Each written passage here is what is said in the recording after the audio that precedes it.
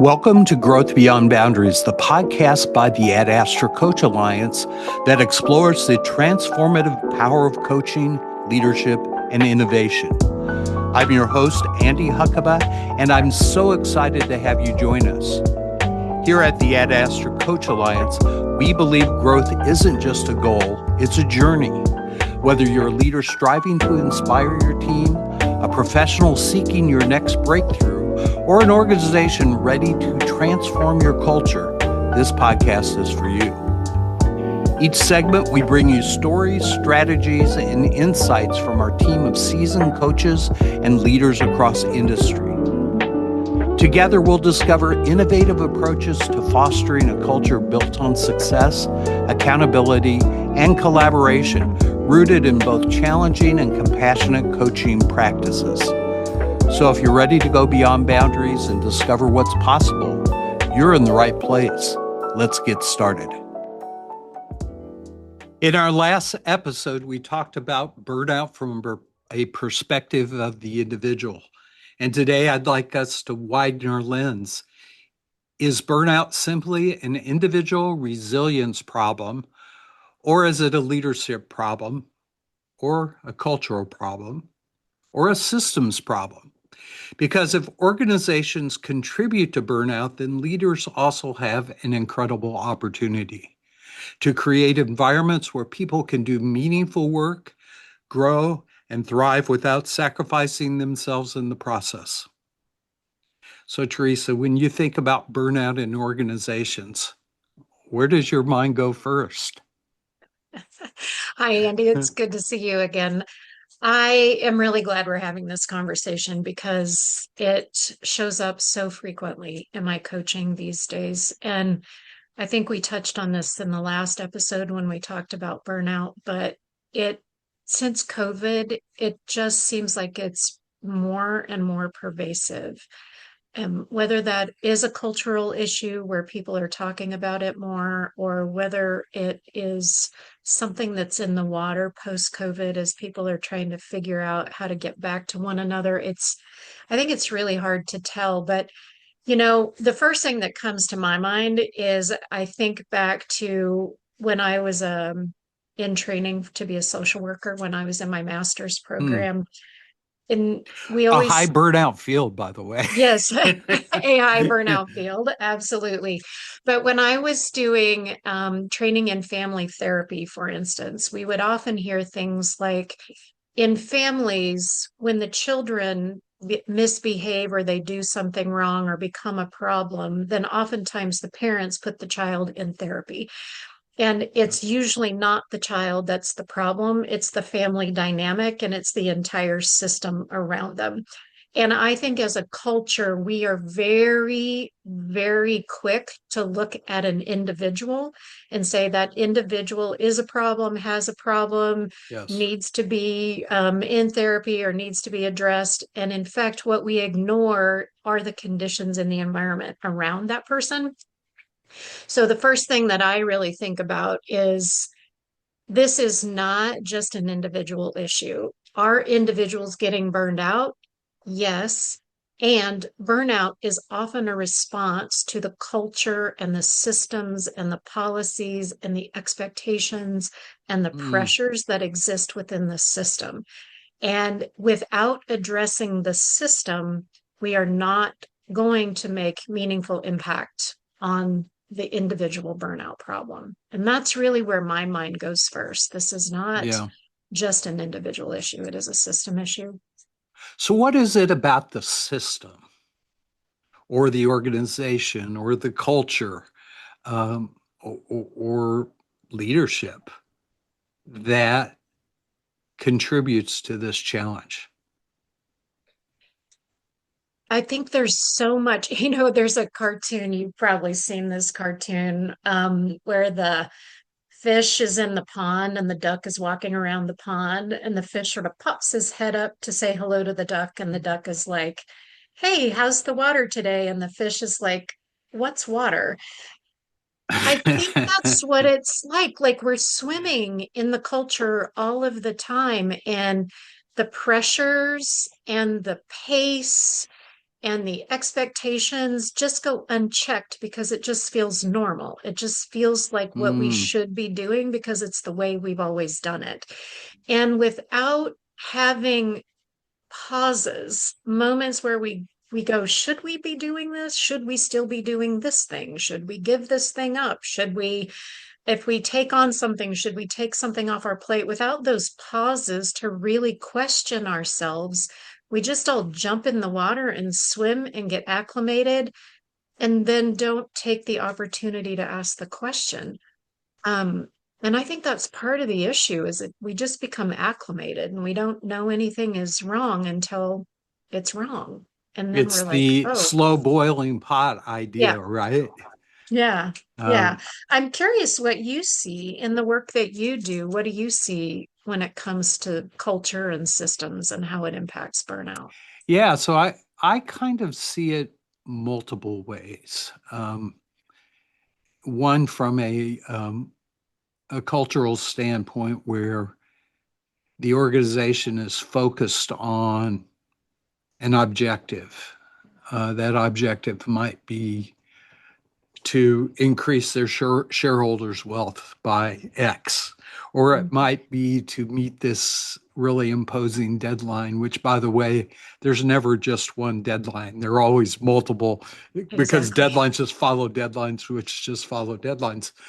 Um, and so that contributes, right, to this system that you're talking about, this just these expectations perhaps that the organization has to make something or to accomplish something. And I think individuals fall into this trap. And I guess one of the big questions is why do individuals allow that to happen? But they fall into this trap that if I just work harder, if I just do more, Mhm. um, uh, they're going to look at me well, and so, or Mhm. I'm going to fit better into the system, or I'm going to move up the ladder, or whatever the narrative that the person is telling themselves. And so it's kind of coming from two different sides, where it's got the personal side where they're trying to please, they're trying to accomplish, they're trying to perform. It's very performative. And you've got the system side that is looking at these goals without necessarily thinking about what it's doing to the people inside. Right. And Absolutely. and so I think these pieces are working together, and it's very complex. And then you've got a lot of other dynamics going on here, multi-generational dynamics where, well, this is how we always did it, and this is what the incoming generation is doing, and so there might be challenges there that contribute to people's burnout within an organization. I almost wonder, well, this is kind of just a off the wall question, but can an organization burn out?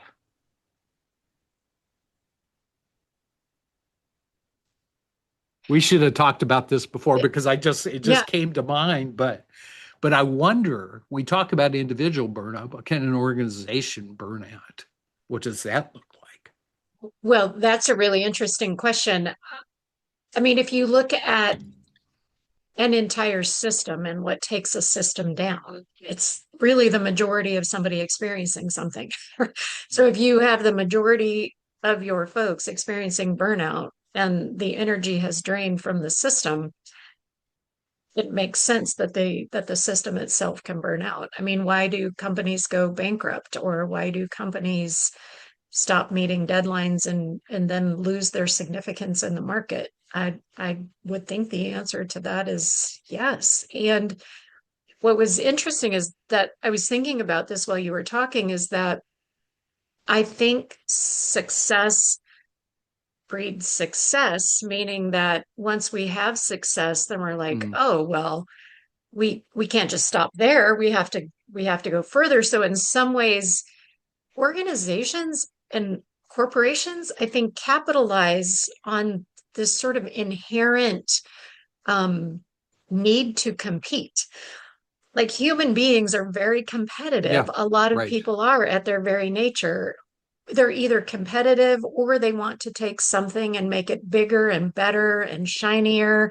And there are different drives and motivations, but I think within human beings, our drive is to make things better, whether that's to compete or whether it's sort of in pursuit of mastery or whether it's in pursuit of something bigger than themselves. Right. We do have an inherent desire as human beings to make things better. And there's something within systems, I think, that leverage that sort of Mm, glitch in the matrix, if you will, of our human yeah. nature. It's like, oh, let's capitalize on that. Because as we talked about last time, and you brought this up, is that the people who are most likely to burn out in your organization are your high performers. Yes. Yeah. And we called it a capacity issue, right? In Mhm. that when people burn out, it tends to be more about their capacity to keep going or their alignment with purpose or lack of alignment with purpose in some cases. And so you might have some disjointing things going on here where you've got the leaders of an organization driving toward what they believe is the purpose and the people causing the momentum toward that purpose either lose sight of the purpose or quit buying into the purpose. Mhm. That's Well, a break, right? Or yeah, can I give you an example of that? So I've been working with an organization who creates a product. Let's just say that. So they create a product. And one of the things that has become very apparent in working in this organization is the people at the top of the organization are driving shareholder profit, and right. they are very much driven by shareholder profit, and they are very much driven by the customer experience. So those two things drive. Argue whether those are the right values or not. But what drives the individual is really more of an artistic expression of what they are producing. So the Hmm. interest at the other end of the spectrum are these people who are touching the product every day, who look at this more in an artistic way, in a mastery way, and the tension that involves in between the two of those things, like this pressure's coming down for shareholder value and customer experience, and the the employees are really more about we are making a product that we are proud of, that we love, and that is very artistic to us. And the tension in between those values is really creating a lot of dissension within the organization and creating silos and different kinds of groups of people who are competing against one another. And I think another value is coming from the top is really about efficiency.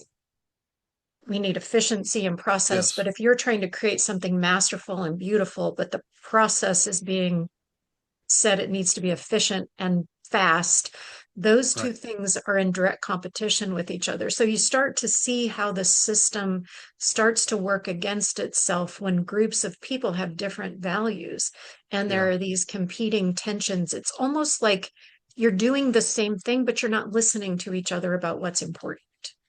Yeah. It springs to mind something that I've seen and experienced many times with myself and with clients that, um,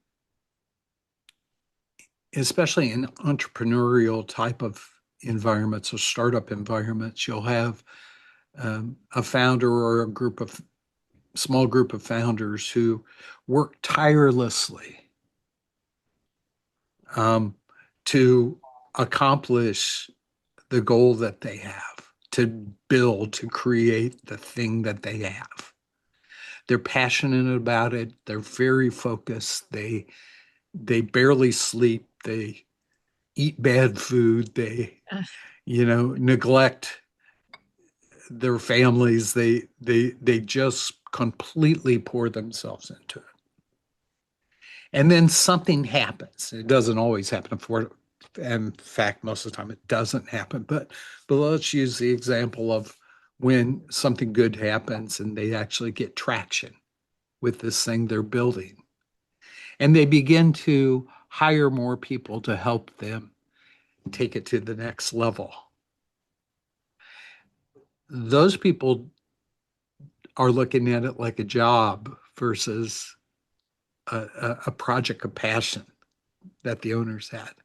And the owners are um, creating a model that's absolutely unsustainable for these other people. It's probably unsustainable for them too, but they're just crazy out of their mind entrepreneurs and yeah. they do it. And so these people working for them have the tendency um, to burn out pretty quickly because they feel like they have to match the energy and dedication and commitment that the owners had and still have probably in that case. And they can't keep up. And It's so they pacing. leave. The ones who stay are kind of capturing that purpose and that and they're thinking like owners. They're feeling it and they kind of drive through, but then good things continue to happen and they hire more people and they get more investment dollars. And then all of a sudden, some of the purposes shift and change for the leadership. And in fact, some of the founding leaders might trickle away and go get their, beach house and, Hmm. the tropics somewhere.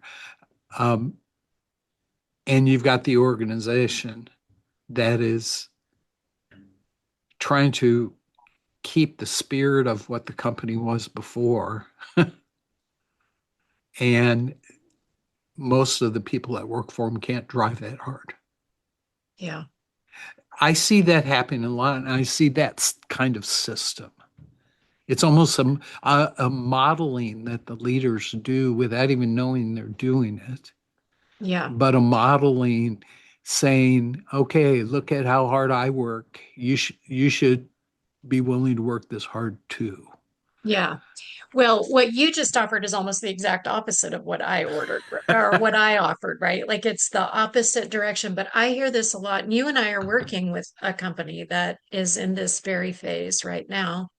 Um, that all of that is happening exactly like you just described it. And it's oftentimes why founders don't necessarily make good leaders going Yes, forward right. because they have that entrepreneurial drive. And we've heard this described many times as it's my baby. And that's what it feels like when you have an owner who, gave up nights and weekends and put this dream of theirs into place and created this amazing company. And they're driving hard to go public and create again sort of shareholder reward and all of that drive that continues and then burns people out in that process. I hear that a lot, this idea like that's my baby, or the people in the organization are saying, well, this is their baby. And I can tell it feels like a child of theirs. And if you think about, like, could you ever treat someone's child with as much love and care and attention as they could share their own? You couldn't, like, if you think about it in that way. But What a you're great absolutely metaphor. right Yeah, in that. It's a whole nother unique system when you have right. a founder like that. And And oftentimes they need to make a shift. There is a point at, the sure, building, the energy in the beginning. There does need to be a shift when you bring people on to build those systems and structures in place to check yourself so you don't infect the system with the potential for burnout. yeah. I think the one of the things that comes out of this, um, knowingly or unknowingly by those leaders or those founders in this case, uh, are unrealistic expectations. they're expecting something from people they've hired that is unrealistic. It's Mhm. unrealistic. But It's here's unsustainable. for And sure. you talk about the reward side of it. Well, the owner understands the reward side of it pretty well. It's a passion, but there's also a reward side of it. But the people they hired don't necessarily see that. And Right. Right. And they don't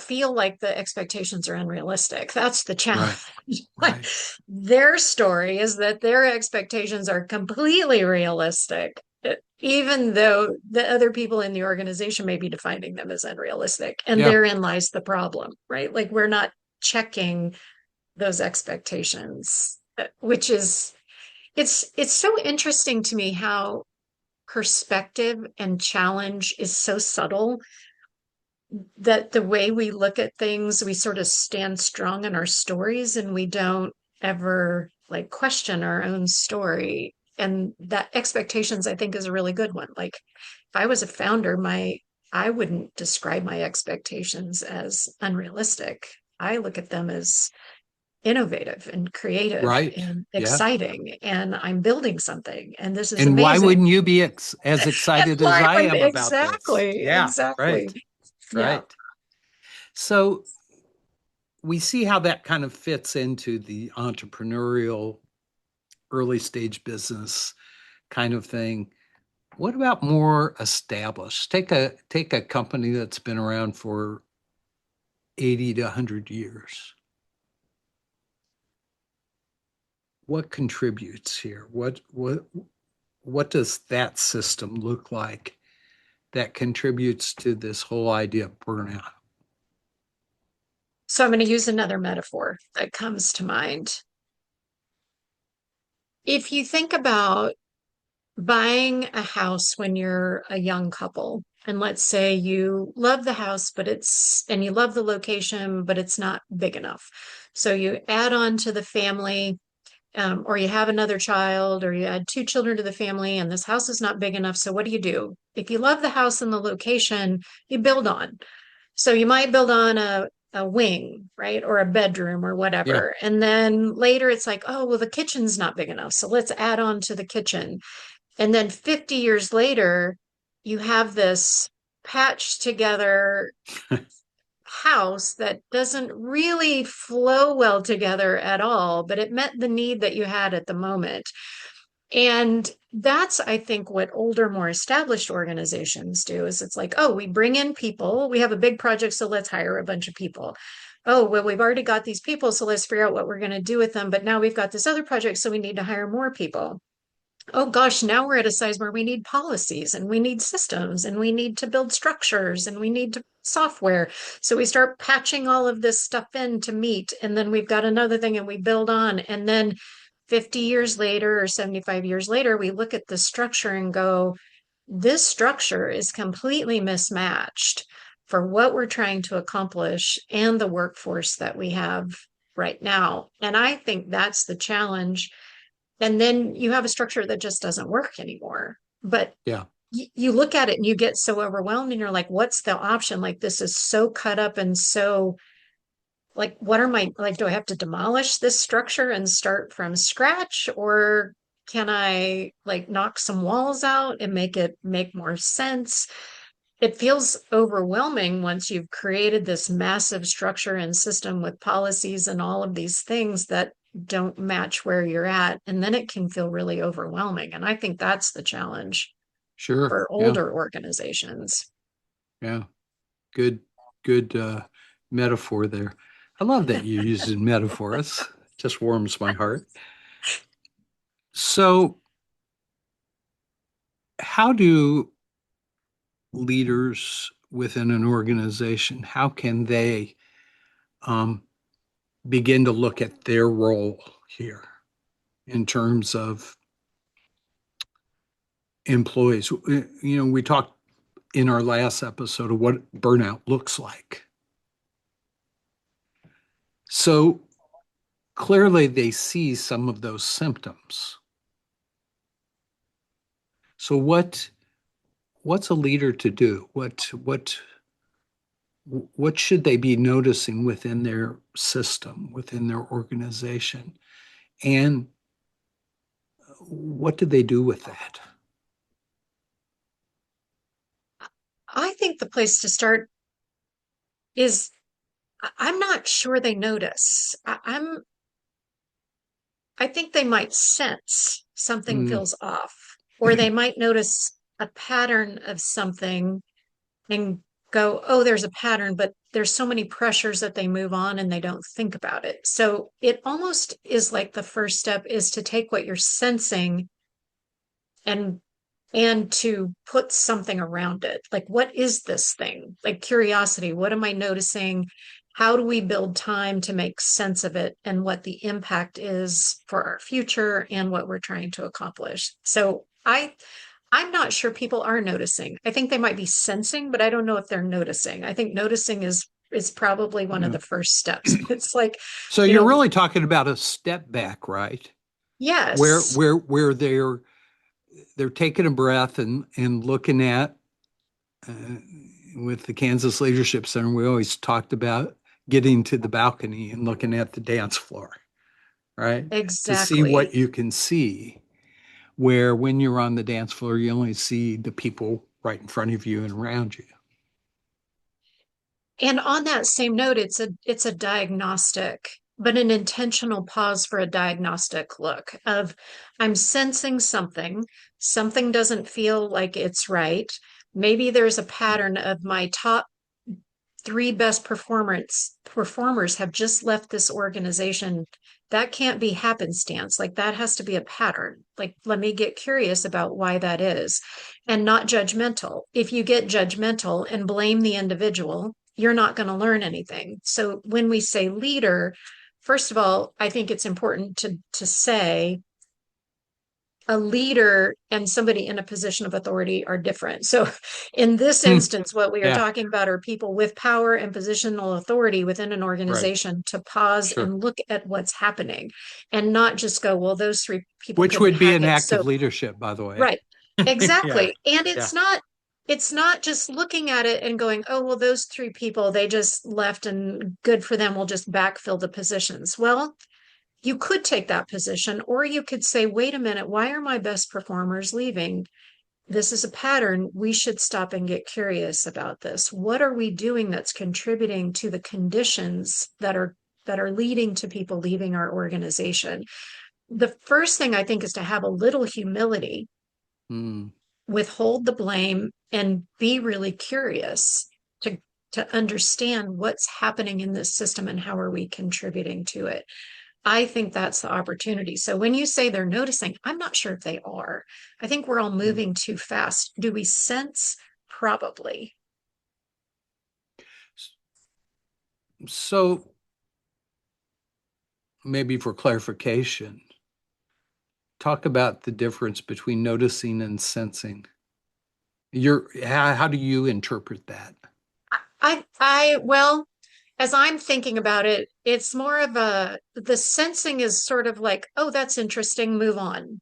Like I notice it momentarily when something feels off. It's more of an intuition. It's more of a, hmm, but I don't have time to pause. So I Right. think the noticing is the pause to take what I just went, huh, that's interesting. I wonder why that's happening, or I don't like that, or whatever intuition or sense that I just saw, but then moved on quickly. I think the noticing is the pause. When I feel it or sense it or intuit it, it's the pause to go and make meaning of it. I think that's what I'm Yeah, offering so as a if distinction. you connect that with the head, heart, gut type of mindset in some people call it the three brains. The head is the thought, the curiosity, the how do things fit together. The heart is the empathy, the caring, and the gut is the intuition and the courage, right?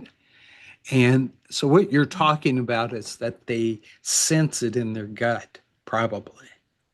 that And don't a their lot of, intuition really kicks in, but it really yeah, hasn't translated necessarily up to the head right, where they've connected the dots and they've right. said, this is what it means, and here are the different possibilities and so forth. Yes. Absolutely. And a lot of people in positions of authority and leadership and founders and all the people that we've been talking about build a lot of their business on intuition. Like, we disregard intuition, but a lot of businesses were built on intuition. Yeah. And it's so silly to say, wait a minute, like I'm sensing something. I should probably pause on that sensation and just say, Mm. what's happening here? Especially if you notice a pattern. And I think those obvious patterns of, a mass exodus of people or top performers leaving, or people taking early retirement, or people taking more PTO than they've taken in the past. If Mm. my high performer never took PTO and now is suddenly calling in sick once a week, what's that about? What is happening here that might not be their problem, but it might be mine? Like, what do I need to pay attention to when I notice those patterns, those things that feel off or different? It's the momentary pause to connect the intuition, the sense, to the curiosity and the sense making. So I said earlier that it can be the model that the person in authority or the person exercising leadership, the leader, is demonstrating that model that they show up with. What does it take for somebody to step back and look in the mirror and say, what am I modeling? Besides an outside voice. I mean, that's one of the roles we can play sometimes, but Uh-huh. I'd be curious what you're thinking too.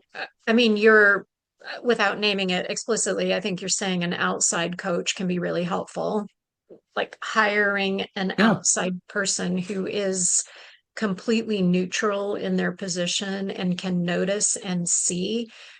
I I think having something that can hold up a mirror to you or your system is really helpful. And because of that, fish in the water and getting acclimated, having somebody external is super helpful. You've probably heard this in coaching as much as I have, is saying, what was beneficial to coaching and having an engagement with you was really having a neutral third party who doesn't know any of the people, doesn't know the culture, doesn't know anything about my organization, ask me questions, because it's that it is holding up a mirror to things that seem normal to me. But when I get a question from an outside perspective based on curiosity, it really does help me stop and think. So I think deliberately partnering with people external to your organization, bringing outside perspective in, exposing people to different ways of thinking, and then being tolerant of experimentation when they take some of those ideas in, can all be really helpful. I'm curious, what do you see as ways that you can hold a mirror up and sort of Yeah, look at well, yourself? so I think it's a couple fold, and there are a couple key questions here. One of them is what I expect and what I'm modeling the the best for the future of the organization. Um, so that's one of the questions. Is it good for the future of the organizations? And am I modeling something that is good for the people who are going to help me get there? Right. So those couple of questions are really thoughtful. Again, they require somebody to step back, to take a breath, to stick their head out of the water for a second, right? To see what's going on, and perhaps they're having trouble asking those questions, and then a third party might be the appropriate person to step in and Yeah. ask those questions of them. And as they begin to ponder their answers to that, they may see the challenges and the flaws and the pressure points that may be adding to burnout within their organization. Yeah. Well, another reason why coaching is so powerful, because not only is it a third party person who's not invested or steeped in the stories or the culture, but it's also a structured time that's on your calendar where you are Right, forced to right. pause and stick your head out of the water. Just having that structured moment in your day, most of us don't do that. If I get up in the morning and I'm like, oh, I know I should pause and be intentional about the direction of my business, but I have 17 clients and four proposals and all this other stuff I got to get done and all this pressure. That's a luxury. We look at that intentional popping your head up out of the water as a luxury, and we get so Yeah, invested in the task that we don't do it. But that's why coaching is so powerful. It's on my calendar. I have an hour set aside with another right. human being that's going to ask me questions. And that creates some of that powerful space. And sometimes when I'm working with leaders, we'll call this like heads down versus heads up leadership. You know, you talked about balcony earlier. That's another metaphor. Let's get on the balcony. Let's sort of look at big picture. But that metaphor of I got my head down, I'm just doing the task, I'm not paying attention, but now I'm going to put my head up and I'm going to look at my people. I'm going to look at the situation that's happening. I'm going to look at things from a different vantage point. And that head up leadership is critical. And it's what organizations pay you to do. The higher you go, the more they're paying you to put your head up and look around, but we still sort of just think head down and power through and get it done. And it's a mismatch in the way that we're supposed to show up the higher we go in an organization, or the way we're expected to show up and the way that we typically do our work. Yeah, I love that metaphor of heads up, heads down. And I think a lot of people listening here can probably relate to that. Um, let's talk about culture a little bit. And maybe we've been kind of nipping around the edges of Mm. culture here in this discussion. But how does the culture of an organization contribute to this challenge of burnout? I think there are a number of ways, but I'll give you an example. It's the way we reward people. Mm, So who gets rewarded in an organization and who doesn't? The people that get rewarded are the ones who are on call 24/7, who answer their email all periods of the night and day, weekends, take phone calls, do more than they're expected, do more than they're paid for, never get overtime. You know, who do we reward and who do we not reward? That's one way culture contributes. But even if you have you ever sat in on an award ceremony and heard somebody say something like, I'm just making up a name, I love Sarah. Sarah is an amazing employee. She is so available to me. If I called her on a Sunday at 3 o'clock in the afternoon, she would pick up her phone and take time away from her family to solve this problem for me. You know, even publicly, if we're going to reward somebody or make comments about somebody in public, we should be very careful if we're in a position of authority. What are we saying about what we're rewarding? What are we rewarding? I think another thing that just baffles me over and over again when I am training managers and supervisors and helping organizations support managers and supervisors. And I know you've seen this too, Andy. How many times in organizations who people get rewarded for their technical skill by right, getting promoted, but the only way to promote them is to give them a team or to make them a manager or right, supervisor. And how many of those managers and supervisors, number one, aren't trained for that role, and number two, don't want it. Like they don't even really like people. They don't want to deal with like developing other people. They just want to do their work. But the only way that they could get a raise or a promotion or a better title or whatever was to get a team. And now they're managing a team and they don't want to do that. Like Yeah. organizations need to get better at giving people opportunities to advance, get better titles, have meaningful contribution to the company that doesn't include getting promoted and then being a manager or Yeah. supervisor if they don't want that role. Why would we put somebody who doesn't like people or doesn't want to develop people in a role of managing and supervising? It's just ludicrous, but it happens all the time. So what you're, yeah, and I'll name it. It's the career path problem that perhaps contributes to some of what we're talking about here, the effect it has on an organization and on the people. I call it the super performer versus super manager uh, challenge. Uh-huh. That most people are promoted into managing because they were a super performer. Right. I'll ask a class that, and everybody raises their hand. Everybody Absolutely. who has been promoted typically was a super performer, and they loved being a super performer, and they were good at it. Super performer, and they hang on to that idea that I'm going to continue to be a super performer. Hmm. And then we They wonder don't. why they micromanage, right? They Why don't. they They don't. micromanage so much. They Yeah, don't flip the switch right. that says, "What does Well, it look nobody like to told them be a they had super to. manager?" Nobody told them they had to.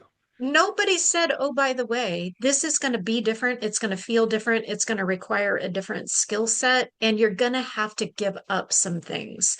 Like Right. nobody says that. And And then we expect they're going to be good at it. but they don't give up Right. some things. What they do is they try to continue being that super performer, and then they throw some management stuff Yep. on there and try to do the best they can, but they end up working so many more hours, and their stress level is much higher because they're trying to balance it all. They're trying to do it all, which then contributes to Absolutely. their burnout, right? Absolutely. And one of the things we do in our classes when we talk about this is we talk to them about the idea that when you become a manager, your work changes fundamentally. All of a sudden, it's about the people, not about the job, the task. And it's a hard switch to flip. But when you switch that and really focus on how can I invest in my people? How can I invest in the resources that were given to me to do much more than I could do by myself? When that switch flips, then they're able to have a more balanced life or more balanced work life.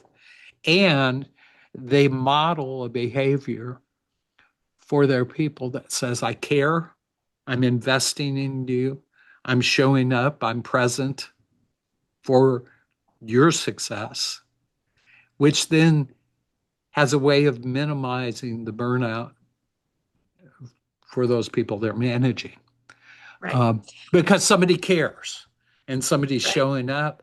But our culture within an organization doesn't necessarily prop that up or reward that or acknowledge that as not only being something we should do, but something we must do when we And they promote often somebody into don't management. prepare them for it either. It's Right? like, oh, you're good at what you do, so you'll just be good at managing people. Yeah, right. And it Yeah. and Here's the deep end right, exactly. splash, And right? and no life preserver, by the way. Just Mm, go and swim and have fun, yeah. and don't get a Yeah. burn and don't drown. It's all of that. But there's another piece of this that's in this transition that's really important, and I think might contribute to this conversation about burnout too, is that in that transition of moving into managing and supervising and giving up the task, there's a lot of sense of shifting identity and loss that you have to go through and Yes. mourn. Like if Right. I'm really, really good at something and everybody comes to me and wants my opinion and wants to know how I think and feel, and like I feel involved and I feel like I'm creating, and so I'm getting that hit of dopamine. And now suddenly nobody's coming to me to ask me those things, or I don't have time to answer those things and I have to give that up. Now my identity has shifted. I might lose what I was really good at. I might lose the fun. I was just having this conversation this weekend actually with somebody who was in healthcare. She'd been promoted, she was a nurse, loved what she did for nursing, Hmm. got promoted to director of nursing, and lost the patient care piece and had to deal with administration and supervising. And it was just the loss was too much to bear. She said she kept the role for 5 years and then she was like, I just had to go back. Like what I wanted to do was patient Right. care. Now, don't we want to reward a really good nurse who's really good at patient care without having to make them the director of nursing to deal with Yeah. administration and give up what they're really good at? No, we want, like, we want that. So, this, I just, organizations really need to figure out Yeah. other ways to reward, support, people in the positions that they're really, really good at. And those people who really want to move into managing and supervising and developing people, we should reward them with that. Yeah. But it shouldn't be tied to um, hierarchy or some like cultural idea that if you're promoted, you're somehow better than somebody else. Like Yeah. that's part of the Yes. cultural piece of this.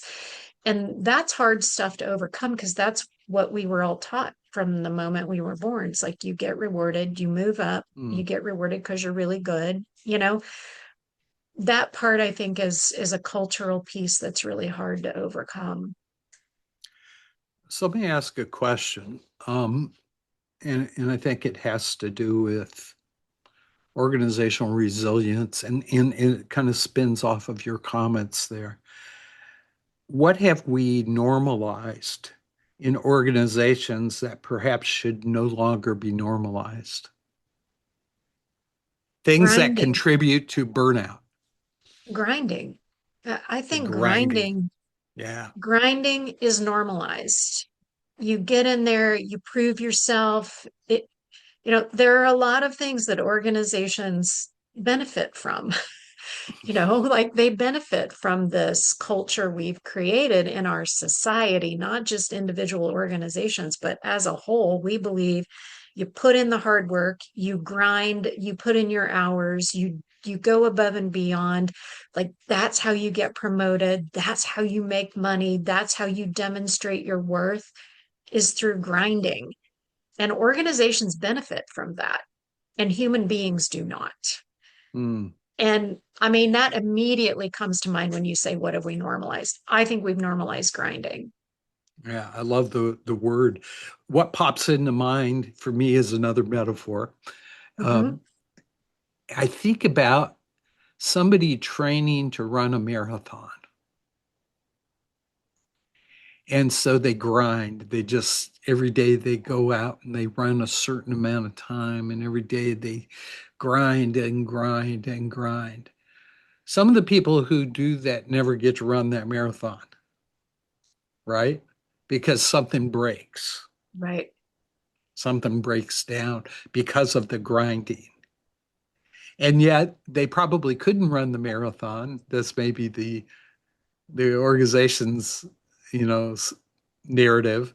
They couldn't run the marathon if they didn't go through the grinding, if they didn't go through the training in the pieces, they wouldn't be able to do it unless they Right. were, 17, and then they could probably just go out and run Right. it. But that's a whole different uh, question.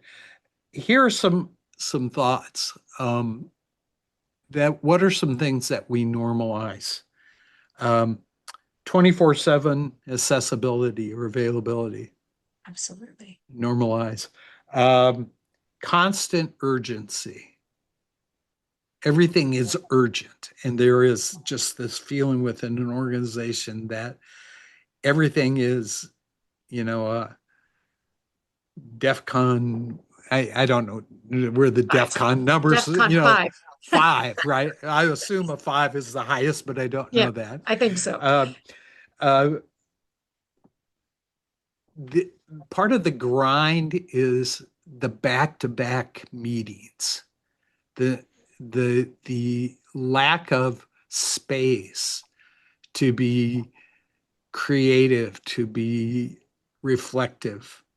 That just this back to back, these cultures of back to back meetings where people begin to believe that the meeting is the real work. Right. And they almost brag about how many meetings they have on their calendar today. And Can I interrupt you for just a second? I just saw a meme about this the other day, and the whole like carousel was like, what do you do for a living? Well, I go to meetings. No, I mean, what do you do? Like when you're not in meetings, I go to meetings.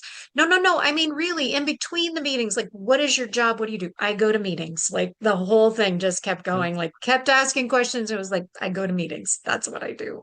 But yeah, that just reminded me of that.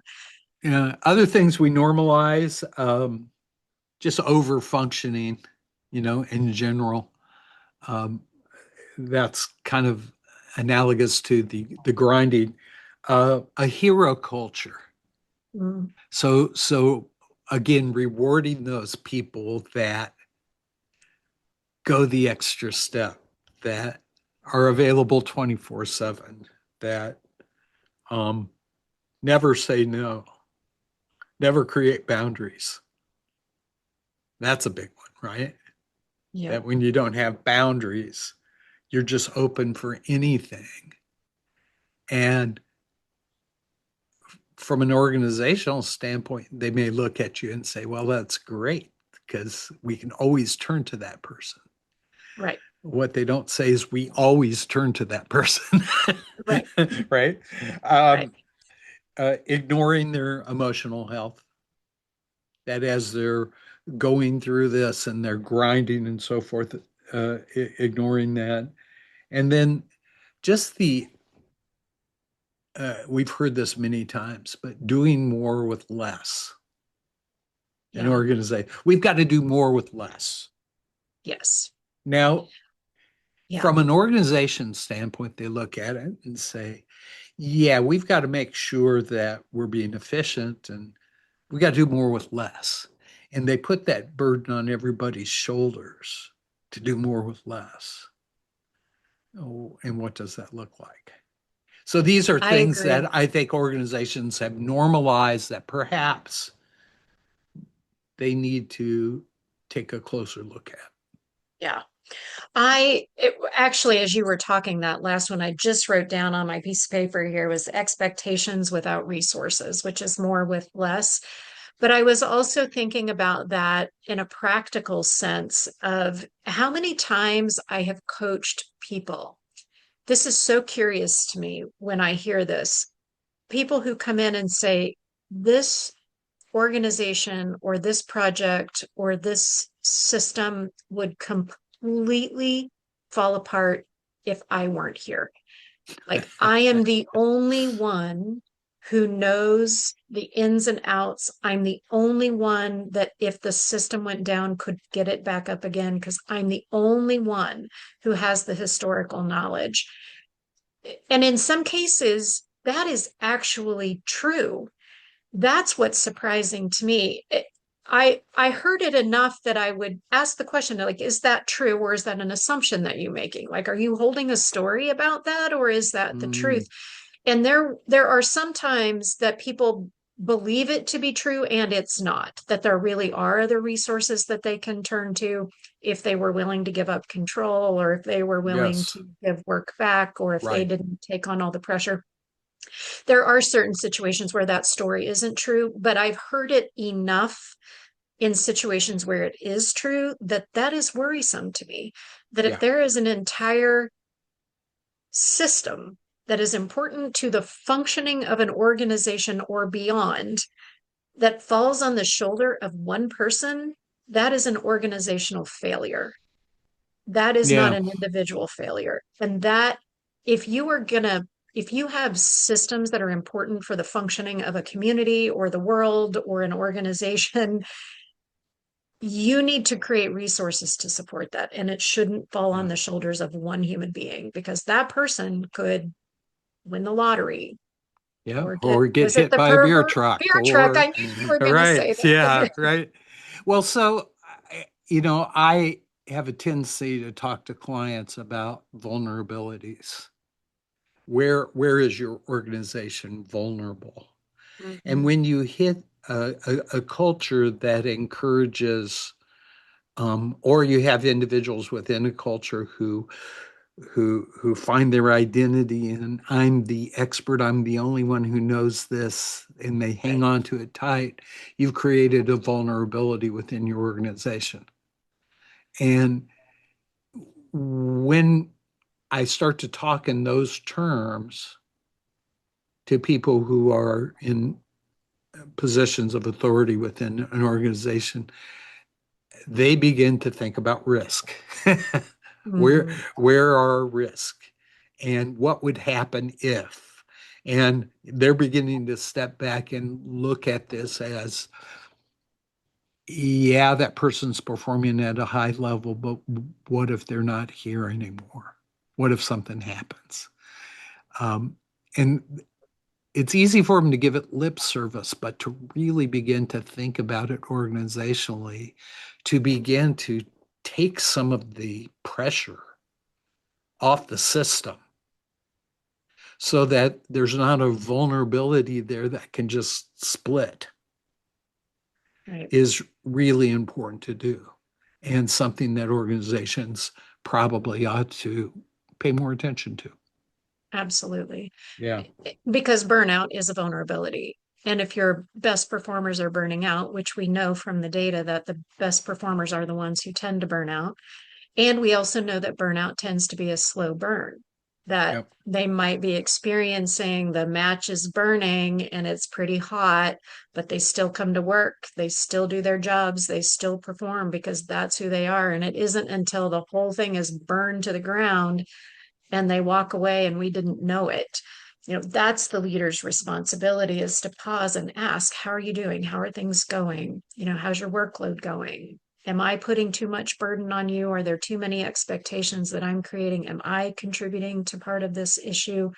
Help me help you, and give me some feedback about how the system is functioning. And but it is that intentional pause. It's the head up leadership that we don't Right. take the time to do. And you talked about that as the normalized cultures. We just grind, and I said grind, you said, we just keep doing the work and we don't pause. And I mean, it's building in pause, and coaching is a really good way to do that. I know I keep coming back to that, but it's because you're sort of forced. And I'm doing that in air quotes for those of you who are listening and can't see All me do right. that. But the forcing part, the structure of an appointment on your calendar that creates space for you with another human being who is expecting you to be there, is a moment for you to put your head up, come up for air, take a breath, look around, and ask yourself these kinds of questions. Otherwise, it's just what we do. We have so many things to do. We just motor through that list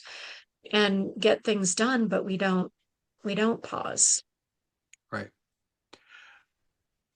We're near the end of our discussion here, and I wonder, what are some of the key things you want our listeners to remember from this podcast? If you are in a position of authority in your organization and you're not pausing, you're probably not leading well. That feels important for people to think about, is to pause, take a look around, notice patterns, and pay attention to the impact in your organization. If you notice that people are maxed out, that they're burning the candle at both ends, if you are having people leave your organization, some of your best performers are walking away, these are alerting you to situations that you really need to pay attention to. And if that's the case, creating training around well-being, putting in massage chairs, giving people a gym membership, that is not enough.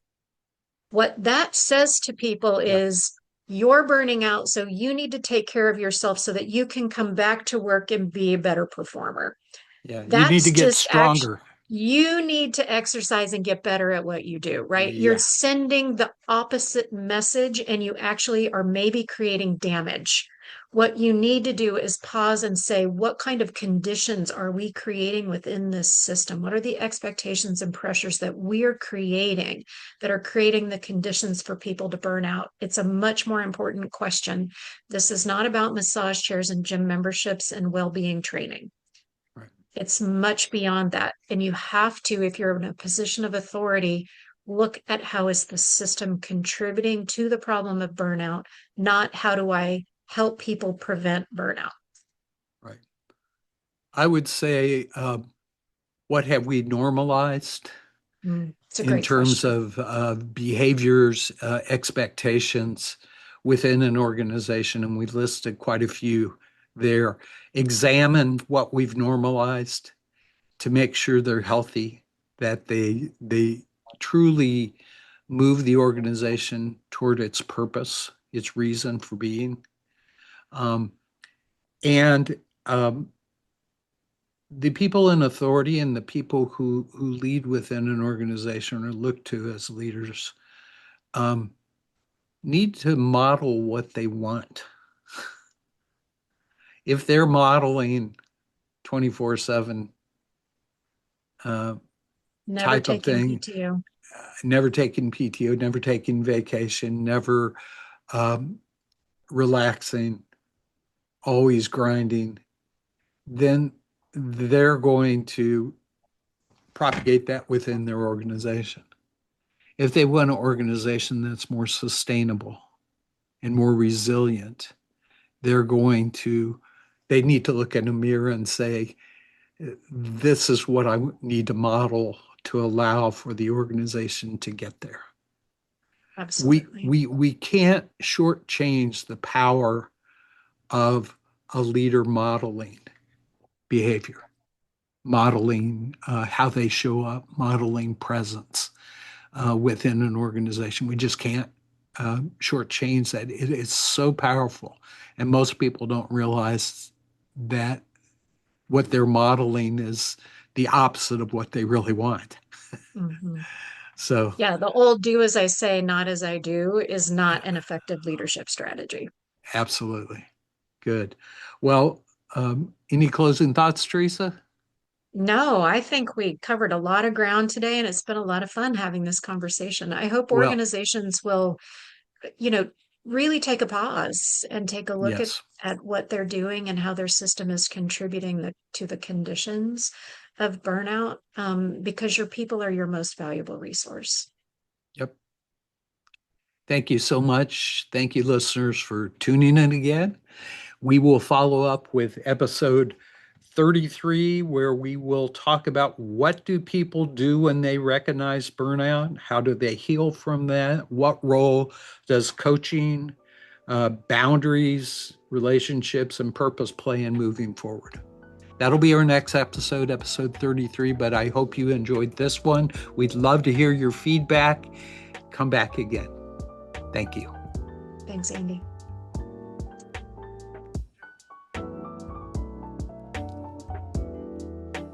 Thank you for joining us on Growth Beyond Boundaries.